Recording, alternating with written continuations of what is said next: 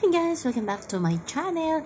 Ito na nga ang saya-saya ni Alyssa habang tumatalon-talon pa na niyakap itong si Coach Sherwin at tumalon sila together. At alam natin na hindi din napigilan ni Alyssa at ng buong Team Creamline na mag-iyakan. Makikita natin dyan sa video.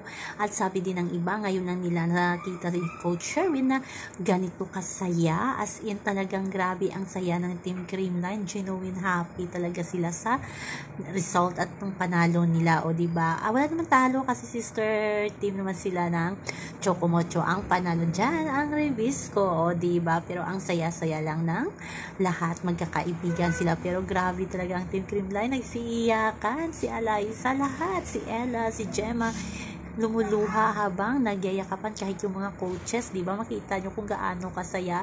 As in, iba talaga kagabi ang kaganapan. So, yan lamang po guys ang ating update sa ngayon. Hanggang sa muli. Bye-bye. Always remember, wag po tayong magpaka-stress.